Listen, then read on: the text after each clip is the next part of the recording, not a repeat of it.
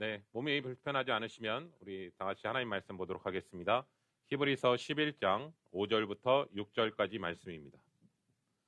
믿음으로 에녹은 죽음을 보지 않고 옮겨졌으니 하나님이 그를 옮기심으로 다시 보이지 아니하였느니라. 그는 옮겨지기 전에 하나님을 기쁘시게 하는 자라 하는 증거를 받았느니라. 믿음이 없이는 하나님을 기쁘시게 하지 못하나니 하나님께 나아가는 자는 반드시 그가 계신 것과 또한 그가 자기를 찾는 자들에게 상 주시는 이심을 믿어야 할지니라. 아멘. 아멘. 네, 자리 앉아주시기 바랍니다. 사랑하는 성도 여러분, 지난주에 우리가 히브리서 11장 말씀을 같이 나눴는데요. 특별히 아벨의 믿음은 예배로 나타나게 되었고, 오늘 본문의 말씀 가운데 에녹은 하나님과 동행으로 나타나는 모습을 보게 됩니다. 가만히 생각해 보니까 이 순서는 굉장히 중요한 것 같아요. 왜냐하면 믿음으로 예배를 드리기 시작했다면 또 예배당 안에서 끝나는 것이 아니라 우리가 밖에 나가서 한 주간의 삶 가운데 월요일에서부터 토요일까지도 동일하게 하나님과 함께 걸어가는 삶이라는 사실을 깨닫게 됩니다. 여러분, 일할 때도요, 또 자녀를 대할 때도, 또 중요한 결정을 할 때도 하나님과 늘 동행하며 나아가야 된다는 사실입니다. 에녹의 이야기는 성경상에 그렇게 많은 내용이 전혀 없어요. 근데 하나님께서는 에녹의 삶 가운데 한 구절로 표현하고 계시는데 뭐라고 표현하냐면 에녹이 하나님과 동행하였더니, 그의 인생 전체를 이 한 구절 가운데 표현하고 계시거든요. 성경은 그가 무엇을 이루었는가라는 부분을 얘기하는 것이 아니라 하나님과 함께 걸어갔다라는 사실을 기억하고 있다는 사실입니다. 그러므로 오늘 우리에게도 오늘 말씀을 통해서 한번 질문을 하게 됩니다. 나는 지금까지 무엇을 이루었는가라는 것보다는 지금 나는 누구와 함께 걷고 있는가? 그것이 바로 믿음의 시작이라는 것을 오늘 히브리서 기자는 오늘을 살아가고 있는 우리들에게 말씀하고 있다고 생각합니다. 첫 번째는 믿음은 하나님과 함께 걷는 것입니다. 여러분, 창세기 5장 말씀을 쭉 읽어보시면 계속해서 반복적인 패턴이 있습니다. 누가 태어나고 그가 자녀를 낳았고 얼마 동안 살다가 죽었더라. 이게 지금 창세기 5장에 계속해서 인물들을 펼쳐지거든요. 죄가 들어온 이후에 우리의 모든 인생의 끝은 뭐냐면 결국은 죽음이다라는 것을 얘기하고 있습니다. 그런데 죽음의 행렬 가운데 계속해서 펼쳐지고 있는데 그 행렬 가운데 에녹만큼은 다르게 성경에서 얘기하고 있다는 것을 보게 됩니다. 한번 볼까요? 창세기 5장 22절입니다. 무두셀라를 낳은 후 300년을 하나님과 동행하며 자녀들을 낳았으며. 아멘. 네, 한 구절 더 볼까요? 창세기 5장 24절입니다. 에녹이 하나님과 동행하더니 하나님이 그를 데려가심으로 세상에 있지 아니하였더라. 아멘. 아멘. 여러분, 성경은 에녹의 삶을 창세기 5장 22절, 24절에서 반복적으로 사용하는 단어가 있습니다. 그것은 뭐냐면 하나님과 동행했다라고 표현하고 있습니다. 여러분, 히브리어로 동행하다라는 의미는 이런 한번 함께 걸어갔다라는 뜻이 아니라 지속적인 삶의 걸음을 의미할 때 동행하다라는 단어를 사용합니다. 그러니까 에녹은요, 하나님과 어느 정도 그 동행하는 시간을 가졌냐면 300년의 시간을 가졌다라는 것이죠. 그런데 우리가 말씀을 지금 유심히 읽어보면 에녹이 처음부터 하나님과 이렇게 동행했나? 아니요. 오늘 성경 말씀을 유심히 보시면 65세에 무드셀라를 낳은 후부터 하나님과 계속해서 동행하는 삶으로 살았다는 뜻입니다. 그러면 무드셀라를 낳은 후에 그렇게 동행했다면 과연 무드셀라는 무엇일까? 예, 성경에서 보시면 항상 그 성경의 인물에 대한 이름의 해석이 꼭 있거든요. 근데 무드셀라의 이름의 뜻은 뭐냐면 그가 죽으면 심판이 온다라는 뜻입니다. 실제로 성경의 연대를 계속해서 계산해 보잖아요. 그러면 노아의 홍수가 일어났던 그때에 그 해에 무드셀라가 죽습니다. 그러니까 하나님은 한 아이의 이름을 통해서 이미 세상의 마지막을 예고하신 것이죠. 그러니까 에녹은 아침에 일어날 때마다 무드셀라를 부를 때마다 하나님의 경고를 계속해서 생각했을 것입니다. 이 아이가 죽으면 하나님의 심판이 임하게 된다. 그러니까 오늘이 마지막일 수도 있겠구나. 오늘 하나님 앞에서 마지막 하루의 삶이기 때문에 부끄럽지 않게 살아야겠구나라는 그 마음을 무드셀라를 늘 보면서 생각했을 거라고 저는 생각합니다. 아들의 이름이 경종을 울리는 것이죠. 여러분, 이 심판의 기억이 오히려 에녹으로 하여금 두려움으로 반응하는 것이 아니라 오히려 하나님 앞에 더 가까이 나아가는 계기가 되었다라는 것을 성경은 우리에게 얘기하고 있습니다. 여러분, 그렇기 때문에 진짜 우리도 마지막 날을 이제 앞으로 맞이할 텐데 그 마지막 날을 생각할 때마다 두려워하고 회피하는 것이 아니라 마지막 날을 기억하면서 오늘 하루도 하나님과 동행하는 삶으로 살아가야 된다는 사실을 성경은 오늘 살아가고 있는 우리에게도 동일하게 얘기하고 있다고 생각합니다. 그리고 우리에게도요, 각자 다 무드셀러가 있습니다. 예, 어르신분들은요, 어제와 다르게 몸이 점점 더 아파질 때, 내 몸이 정말 좀 상하니까, 이러다가 이런 점점점 생각할 때가 있고요. 또 시대의 흐름 속에서 지금 일어나는 종말의 사건들을 보면서 전쟁, 기근, 또 많은 핍박과 여러 가지 어려운 상황들, 뭐 심지어 화폐 통합도 이제 이루어질 수밖에 없는 상황들이 펼쳐질 때, 성경에서 말하는 마지막 때를 향해서 우리가 지금 살아가고 있구나. 나는 그 경종을 울리는 시대 가운데 우리도 살아가고 있거든요. 이것들은 사실은 우리로 하여금 요한계시록 하면 불안하게 떠는 그런 부분이 아니라 오히려 오늘 하루하루의 삶을 결코 헛된 삶으로 살면 안 되겠구나. 내가 정말 주님 앞에 다시 한번 섰을 때 내 모습 가운데서 정말 하나님을 사랑하고 하나님의 뜻 가운데 살아가고 있는가를 늘 점검하면서 하루하루를 살아가야겠구나. 나는 그 부분을 하는 것이죠. 그렇기 때문에 우리도 동일하게 두려움이 아니라 오히려 하나님과 동행하는 하루의 삶으로 바꿔서 살아가는 모습이 에녹에 있었던 그 모습과 오늘을 살아가고 있는 우리들에게도 동일하게 그 모습으로 나아가야 될 줄로 믿습니다. 그리고 여기서 동행이란 뜻은요, 특별한 집회에 한번 참석해서 뜨거움을 가졌던 그 차원으로 끝나는 게 아니라 매일 하나님과 함께 걷는 것입니다. 어떤 날은 기도가 잘 될 때도 있어요. 그렇죠? 어떤 날은 기도가 너무 안 될 때도 있어요.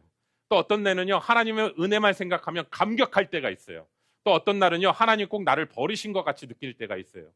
여러분, 우리가 업앤다운이 꼭 있거든요. 그런데 다시 한번 깨닫는 것은 내가 정말 다운됐을 때조차도 하나님을 떠나지 않고 하나님을 끝까지 붙들고 나아가는 모습, 또 내가 넘어졌더라도 하나님의 말씀을 다시 한번 기억하면서 그 말씀을 붙들고 다시 일어서는 것, 그것이 바로 동행 아닐까요? 에녹의 동행은 특별히 어떠한 특정한 장소에서 이루어진 것이 아니라 하나님과 동행하면서 일상적인 삶이었다는 것을 보게 됩니다. 왜냐하면 하나님께서 에녹과 동행하였더라라고 하는데 그 다음에 뭐라고 표현하고 있냐면 에녹이 자녀들을 낳았더라라고 얘기합니다. 다시 말하면 에녹이 딱 구별돼서 300년 동행한 거라기보다는 일상의 삶 가운데서 하나님과 늘 동행하며 살았다라는 것을 보게 됩니다. 여러분, 그렇기 때문에 하나님과 동행한다는 것은 현실을 외면하고 떠나는 것이 아니라 우리의 삶 속에서 현실 속에서 하나님과 함께하는 것이죠. 예를 들어 볼까요? 우리가 뭐 직장 생활이나 비즈니스 하시는 분들은 아침에 출근할 때, 또 아침에 아이들 학교에 데려다 줄 때, 또 병원 진료를 받을 때, 또 하루의 일과를 모든 것을 마치고 집으로 돌아올 때, 그 상황 속에서도 하나님을 의식하며 하나님과 동행하는 것이죠. 여러분, 우리가 믿음이 좋은 사람은요, 문제가 없는 사람이 아니라 문제 가운데서도 하나님을 놓치지 않는 사람이 믿음의 사람입니다. 여러분, 자녀의 앞날이 보이지 않아요. 캄캄해요. 그리고 형편도 너무나 막막해요. 그리고 건강도 점점 더 상해지는 것 같아요. 그런데 그때 우리가 하나님 앞으로 어떻게 될까요? 그런 질문이 아니라 사실은 에녹처럼 그냥 오늘 우리에게 주어진 그 자리에서 하나님과 한 걸음 한 걸음 나아가는 것. 그 한 걸음 한 걸음이 쌓여서 300년의 시간이 흘러가서 그 신앙의 여정을 만들었던 것처럼 저와 우리 귀한 성도님들에게도 오늘 하루의 이 시간 하나님 앞에 예배하며 하나님과 동행하며 하나님 앞에 나아가는 우리 귀한 시간이 되기를 정말 예수 그리스도 이름으로 축원합니다. 두 번째는요, 동행은요, 내 방향을 하나님께 맞추는 것입니다. 여러분, 창세기에 보시면 에녹의 인생을 이렇게 표현합니다. 에녹이 하나님과 동행하였더니. 그런데 오늘 히브리서 11장 5절 말씀을 보면 히브리서는 에녹을 다르게 이렇게 표현하는 단어로 사용합니다. 한번 볼까요? 히브리서 11장 5절입니다. 믿음으로 에녹은 죽음을 보지 않고 옮겨졌으니 하나님이 그를 옮기심으로 다시 보이지 아니하였느니라. 그는 옮겨지기 전에 하나님을 기쁘시게 하는 자라 하는 증거를 받았느니라. 아멘. 아멘. 여러분, 창세기의 저자는 에녹을 하나님과 동행하였다라고 에녹을 소개하고 있고요. 오늘 본문의 히브리서 기자는 에녹을 뭐라고 얘기하냐면 하나님을 기쁘시게 했다라고 표현하고 있습니다. 그러면 헬라어로 단순히 기쁘시게 했다라는 표현은 하나님 앞에서 잘못하지 않았다라는 의미라기보다는 하나님께 받아들여지게 되고 하나님께 기쁨이 되는 삶을 살았다라는 뜻입니다. 그러니까 동행이라는 단어는요, 단지 그냥 함께 걸어가는 그러한 의미가 아니라 그 걸음이 하나님의 마음에 닿았다라는 뜻입니다. 그렇다면 어떻게 에녹이 그 걸음이 하나님께서 기뻐하시는 그 모습으로 나아갈 수 있었을까라고 했을 때 아모스 3장 3절에 이렇게 얘기하거든요. 두 사람이 뜻이 같지 않은데 어찌 동행하겠으며 라고 얘기합니다. 여러분, 방향이 같아야 동행할 수 있습니다. 아멘이십니까? 여기서 우리가 스스로 질문해 봅니다. 하나님과 나의 방향이 다를 때는 누가 바꿔야 합니까? 네. 교리적인 답 말고요.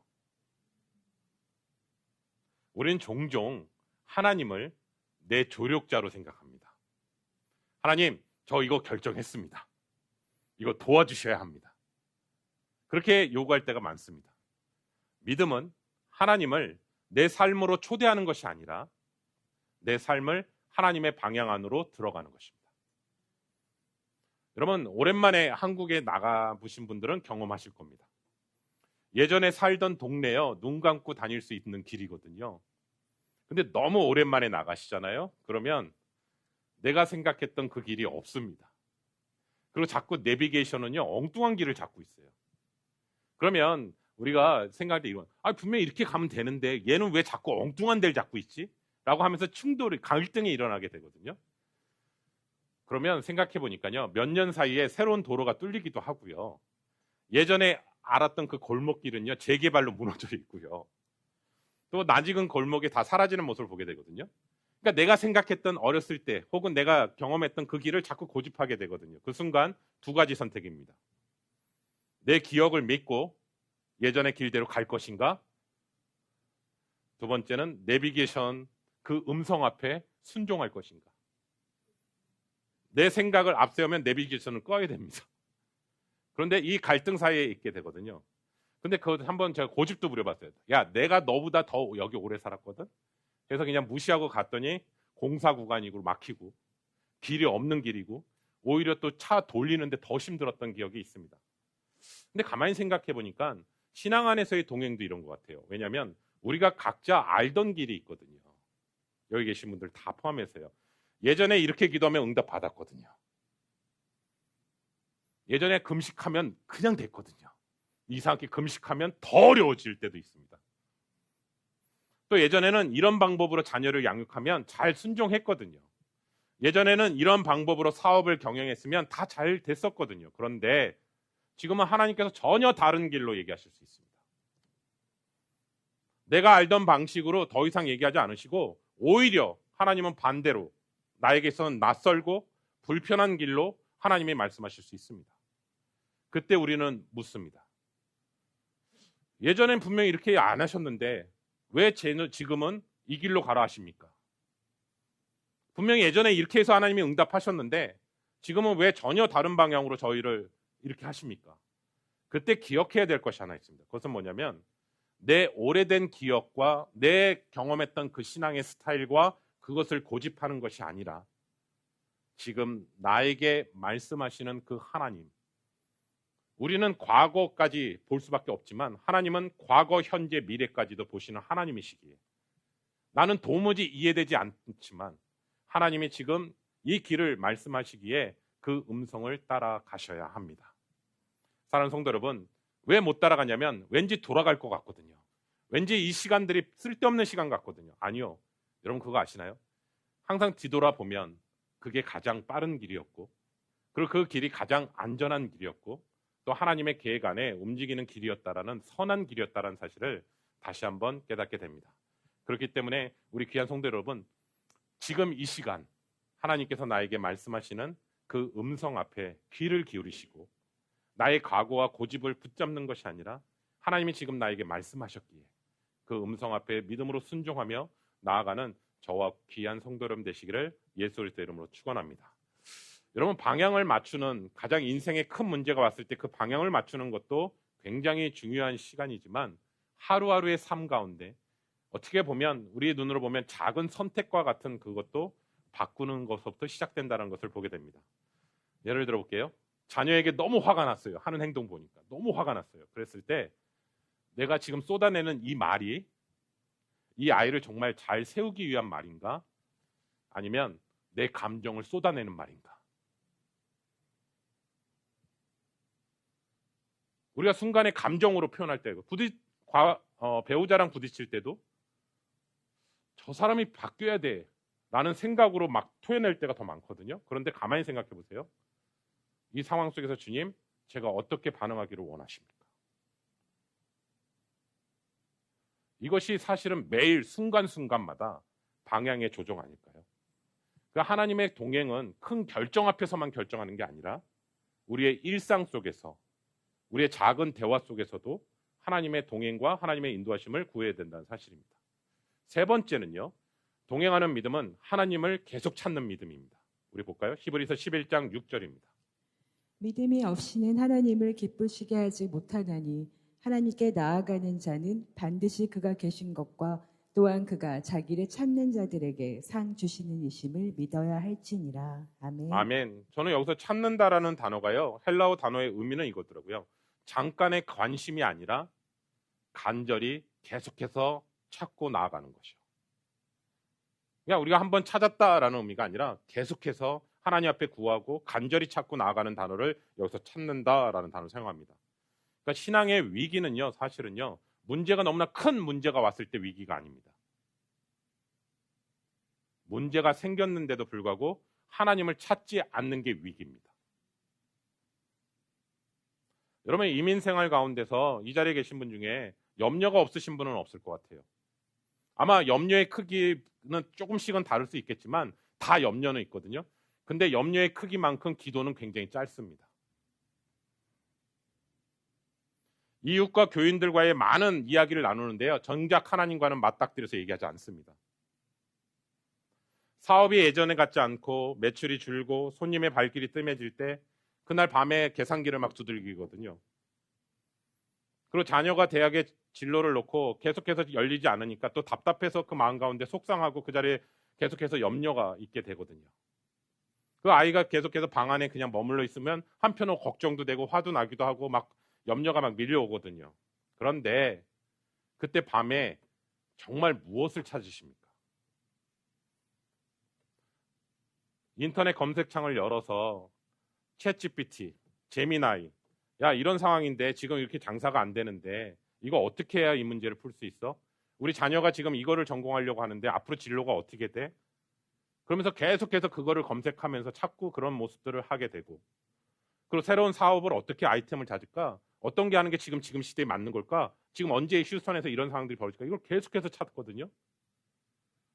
또 지인들에게 전화를 걸어서 이거 어떻게 해야 돼? 이 문제 어떻게 해결해야 돼?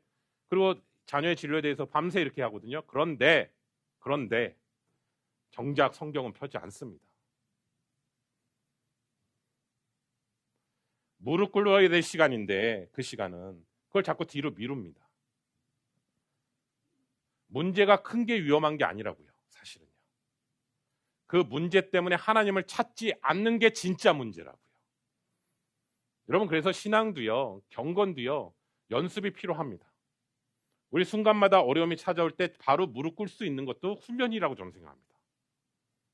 그런데 그 훈련도 계속하지 않잖아요. 자연스럽게 안 꿇습니다. 왜냐하면 여전히 내 힘으로 하려고 하기 때문에 그렇습니다. 그렇기 때문에 우리가 먼저 다시 한번 나누고 싶은 것은, 그러한 문제가 찾아올 때 아까 말했던 하나님의 방법과 우리의 방법이 너무 다르거든요. 우린 너무나 빨리 인스턴트식으로 빨리 응답되기를 바라거든요. 그런데 하나님의 방법은 이렇습니다. 성경입니다. 또 하나는 기도입니다. 사랑하는 성도 여러분, 그렇기 때문에 하나님을 믿는다라는 것은 교리적인 게 아닙니다. 교리적인 동의 아닙니다. 지금 이 순간에도 하나님이 함께 계시다라는 확신입니다. 사랑하는 성도 여러분, 그렇기 때문에 하루를 시작하면서요, 커피 한 잔을 마시는 순간에도, 또 하나님 앞에 말씀을 읽는 가운데서도, 또 운전대를 잡고 출근하는 상황 속에서도, 조용한 시간 가운데서도, 정말 하루 일과 너무 지친 몸으로 집에 들어오는 순간에도 여호와 삼마, 여호와께서 거기 계시다, 그 사실을 늘 기억하며 살아가는 것입니다. 어제 딸들과 함께 세차를 하러 갔습니다. 근데 세차를 하러 갔는데 차가 너무 많아서요, 생각보다 시간이 오래 걸리더라고요. 그래서 이제 앉아서 애들이랑 얘기도 좀 하고 이렇게 얘기하다가 시간을 좀 오래 보냈어요. 그리고 이제 세차를 마치고 집으로 이제 돌아오는데 세차장이 어디냐면 데일리 애시포드였습니다. 근데 이제 돌아오는데 이제 우리 세미가 너무 배고프다는 거예요. 아침을 안 먹었거든요. 오후 1시쯤 됐더니 거의 뭐 애서 수준이에요. 팥죽만 주면 난리 날 것 같아요. 너무 배고프다는 거예요. 그래서 그래 조금만 참어. 이제 집에 가니까. 집에 이제 다 도착할 때쯤 되었을 때 저희 차 이렇게 앞에 기어 넣는 데를 보니까 검은 지갑이 있는 거예요. 근데 제 지갑은 검은 지갑이 아니거든요. 순간 당황이 되는 거예요. 그래서 이제 지갑을 딱 열어보니까 거기서 일하는 사람 같아요. 세차를 하다 거기다 집어넣고 일을 한 것 같아요. 근데 집에 다 도착했어요. 너무 배고프다는 음성과 함께 저는 이분이 얼마나 놀랄까 지금. 지갑이 없어졌다는 사실. 누가 어떤 차가 가져간지 모르는 상황이고. 이러서 야 가야 된다. 빨리 이걸 갖다 줘야 된다. 밥 먹고 가자. 조금 시간 여유 두자 아빠. 아니야. 이 사람 지금 걱정돼서 아마 일도 제대로 못할 거다. 지갑이 없으니까. 가자. 딱 핸들을 틀고 다시 가는 겁니다. 피녹에서 I-10을 타려고 하는데 이미 차가 쫙 나란히 막힙니다. 가는 시간이 거의 1시간 걸린 것 같아요. 그런데 마음이야 처음에는 그 사람이 얼마나 걱정할까 했는데요. 한 20분 지나니까요. 저도 짜증이 나더라고요. 어떤 마음이 드냐면 어디 정신이 어떻게 된 거야. 이걸 어떻게 지갑을 거기다 놓고 해 하면서 딱 얘기했거든요. 세미가 그때 하는 말 저에게. 아빠는 그렇게 얘기하면 안 되지. 아빠는 목사잖아. 나는 그렇게 얘기할 수 있어도 아빠는 그렇게 얘기하면 안 되지. 순간 화가 나더라고요. 근데 생각해 보니까 딸아이가 맞습니다. 그 순간에 여호와 삼마 하나님께서 거기 계시다고 한다면 내가 지금 내뱉는 말을 그렇게 하면 안 되죠. 제가 아까 서두에서 얘기했습니다. 배고픔을 참고 그 사람이 얼마나 걱정이 될까라는 그 마음으로 갔는데 차가 너무 막히니까 또 반대편도 너무 막히는 거예요.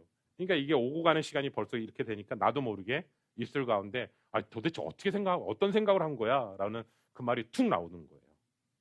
근데 그 음성을 딱 듣는 순간 맞다. 내가 이 언어가 잘못됐다. 여러분 저는 이 잠깐의 그 상황 속에서 우리도 순간 놓칠 때가 있지 않나요? 분명히 하나님의 마음으로 시작했는데 환경이 막히고 막 여러 가지 상황이 되면 바로 내 본성대로 나오는 그 모습을 보거든요. 근데 더 충격인 거는 그때 돌이켜야 되는데 안 돌이키게 되면 늘 그게 습관이 됩니다. 그 사단은 교묘하게 그 상황을 계속 만듭니다. 우리가 흔히 얘기하잖아요. 은혜 받았을 때 더 조심하시라고.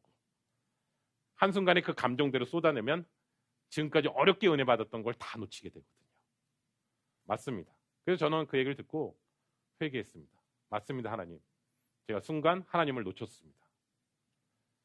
여러분 그렇기 때문에 우리가 하나님의 임재를 갈망한다는 것은 정말 민감하게 정말 하나님의 그 의식을 하면서 하나님 앞에 나아가는 것이라는 사실을 보게 됩니다. 여러분 특별히 에녹은 특별한 기적을 행한 거 없어요. 그리고 그가 어떠한 그 귀한 메시지를 전한 내용에 대해서는 그렇게 구체적인 건 없어요. 근데 하나는 분명히 있어요. 하나님과 동행했대요. 그거는 분명해요. 근데 저는 이게요. 우리에게 위로도 되고요. 도전도 되더라고요.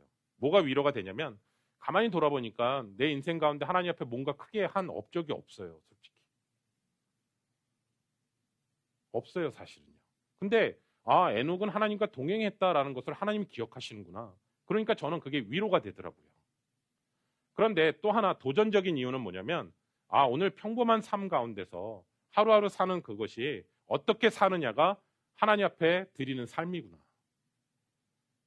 오늘 내가 이 시간에 하나님 앞에 어떤 마음으로 하나님 앞에 나아가느냐가 하나님 앞에 드려지는 예배가 될 수도 있고 하나님과 동행하는 예배가 될 수도 있고 그 부분들에 대해서 보게 되는 것이죠. 근데 성경은 하나님께서 에녹에게 또 하나 단어를 씁니다. 에녹을 옮겨졌다라고 표현합니다. 옮겨졌다. 이것은 헬라어로 얘기하니까요. 위치를 옮겼다라는 뜻인데요. 여기서 강조점은 뭐냐면 에녹이 하나님 앞에 그렇게 동행하니까 하나님께서 옮기셨다라는 의미보다는 에녹의 지금 걸어가는 발걸음은 사실은 그 땅 가운데서 죽음의 발걸음인데 하나님께서 그를 다른 자리로 옮기셨다라는 뜻입니다. 그러니까 이 단어가 우리에게 특별한 의미가 있는 것 같아요. 왜 특별히 하나님께서 우리 귀한 성도님들 한 사람 한 사람을 한국 땅에서 태어났는데 왜 굳이 미국 땅으로 이 땅에 오게 하셨을까? 바다를 건너고 낯선 언어를 만나고 그리고 아무 연고 없는 이 도시에 옮겨지게 하는 그 하나님의 특별한 여정 가운데는 마치 상황 때문에 옮겨진 것처럼 생각하지만 아니요. 하나님의 손이 우리를 옮기셨다라는 뜻으로 적용이 되더라고요. 여러분 오늘 이 자리에 서 있는 것 결코 우연이 아닙니다. 오늘 이 자리에 함께 하나님 앞에 나아가는 것, 또 하나님 안에서 형제사랑교회 안에서 같이 예배 드리는 것, 하나님께서 우리를 여기까지 옮기셨다면 여기서 멈추는 것이 아니라 우리의 남은 시간도 우리의 계산이 아니라 하나님의 손 안에 맡겨야 되지 않을까요? 그렇기 때문에 에녹은요, 또 하나 오늘 본문 말씀 보면서 이런 마음이 들더라고요. 에녹은요, 보상을 받기 위해 내가 하나님 앞에 이렇게 300년 동행하면 나는 죽음을 맛보지 않고 옮겨질 거야 라는 그 마음으로 동행한 것이 아니라 하나님 그분 자체를 구하며 나갔기 때문에 그렇습니다. 저는 이 말씀을 보면서 저에게도 또 적용이 돼요. 우리가 기도하다 보면 이렇게 기도할 때가 있거든요. 하나님 앞에 이렇게 헌신하고 하나님 앞에 간절히 이렇게 기도하면 우리 가정과 우리의 사업이 잘 될 거라 믿습니다. 그리고 하나님 앞에 이렇게 헌신하면 우리의 자녀들이 잘 풀릴 거라고 저는 믿습니다. 예, 이런 질문 자체가 잘못된 것은 아니지만 거기에만 머물게 되면 상 주시는 하나님보다 상 자체를 더 사랑하게 됩니다. 목회자인 저에게도 유기성 목사님 말씀하신 것처럼 예수님을 더 사랑해야 되는데 목회를 더 사랑하게 되면 안 됩니다. 예수님을 더 사랑하는 가운데서 흘러나오는 것이 목회에 대한 은혜로 흘러가야 되는데 목회만 사랑하게 되면 나중에 이상해집니다.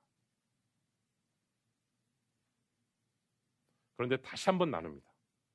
하나님을 찾는 사람에게 주어지는 것은 가장 큰 상은 환경의 변화가 아니라 하나님을 더 깊이 알아가는 것입니다. 때로는 하나님께서 우리의 상황을 바꿔주실 때도 있고 때로는 하나님께서 그 상황 가운데 견딜 수 있는 믿음을 주실 때도 있습니다. 때로는 눈물을 흘리는 기도가 있을 수 있고 때로는 자녀를 위해 흘렸던 그 눈물이 있을 수 있습니다. 그리고 몸부림치며 하루하루 믿음이 뒷걸음질치지 않고 어려운 가운데서 또 하나님 앞에 한 걸음 나아가는 그 모습을 저는 오늘 히브리서 기자를 통해서 다시 한번 얘기합니다. 하나님은 결코 잊지 않는다. 그 모습이 바로 하나님과 동행하는 모습이다. 여기서 우리가 꼭 기억할 것이 있습니다. 유다서에 보시면 14절 15절에 노아를 에녹을 언급하면서 예언적인 성격도 얘기하고 있지만 동시에 역사적인 성격도 같이 얘기하거든요. 여러분 하나님을 기쁘시게 하는 삶이 뭘까? 골로새서의 말씀을 보니까요. 하나님을 기쁘시게 하는 것은 뭐냐면 마음이 세상보다 위의 것을 바라보는 거예요.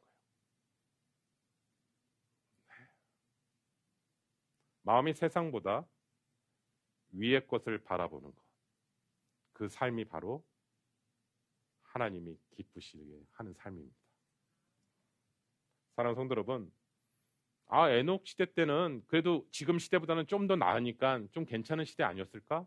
우리가 잘 알다시피 홍수를 맞이하기 그 시대입니다. 더 타락했습니다. 하나님을 믿는다고 신앙생활하는 것은 지금보다도 더 어려웠습니다. 그럼에도 불구하고 에녹은 그 상황 속에서 하나님과 동행합니다. 히브리 기자는 지금 상황이 너희들이 가장 힘든 시기라고 얘기하지만 에녹도 그 시기보다 더 힘든 시기 가운데서도 하나님과 동행했어. 이 땅에 보이는 것만 바라보는 것이 아니라 하나님을 바라보고 나갔기 때문에 하나님과 동행하는 삶을 살 수 있었어. 아마 오늘날 우리 시대도 동일할 것 같아요. 내 주변에 보면 신앙생활을 하기가 참 어려운 시대 가운데 서 있어요. 우리도. 그런데 그때 옆의 상황을 보는 게 아니라 위의 것을 보셔야 됩니다. 그래서 우리의 시선이 거기에 부분이 있어야 되는 거예요. 그렇기 때문에 오늘 하루도 정말 하나님께서 우리를 옮기셨다. 그리고 우리와 함께 하신다. 또 우리의 남은 길도 하나님께서 주관하신다. 그 부분에 대한 믿음이 흔들리지 않고 더욱더 주님 앞에 나아가는 우리 귀한 시간이 되기를 소원합니다. 사랑하는 성도 여러분, 여러분의 인생도요, 하나님께서 마지막에 평가하실 거라고 생각합니다. 여러분 가까이에는요, 자녀가 평가하는 거 아세요? 여러분 이 땅 가운데 마지막 삶을 하면, 우리 미국에서 장례식을 꼭 하면 자녀가 꼭 아버지, 어머니 얘기를 하더라고요. 우리 아버지는 어떤 분이셨고요, 우리 어머니는 어떤 분이셨어요. 그 얘기를 꼭 하더라고요. 근데 가장 감동 깊은 거는 뭐냐면, 항상 그 자녀들이 우리 아버지는, 우리 어머니는 정말 하나님을 너무나 사랑하셨고 또 우리를 하나님 안에서 믿음으로 잘 양육하신 부모님입니다. 그래서 그 부모님의 믿음이 저희가 더욱더 신앙생활을 잘할 수 있는 계기가 되었습니다. 이런 고백을 하면요, 그분이 어떠한 삶을 살았든지 간에 부하든 가난하셨던 어떤 삶을 할 때, 아, 참 귀한, 하나님 보시기에 복된 삶이었구나 라는 생각을 하게 되더라고요. 저는 오늘 말씀 한 구절을 우리가 다시 한번 가슴에 새겼으면 좋겠습니다. 우리도 분명히 하나님 앞에 서는 그날이 올 텐데, 자녀들도 우리를 평가하겠지만 하나님은 우리를 어떻게 평가하실까? 만약에 여기 계신 우리 귀한 성도들도 한 분 한 분에게 여러분의 이름 앞에 이것을 넣고 다음 구절을 한다면 얼마나 좋을까? 예를 들면 남영태 집사님은 하나님과 동행하였더니,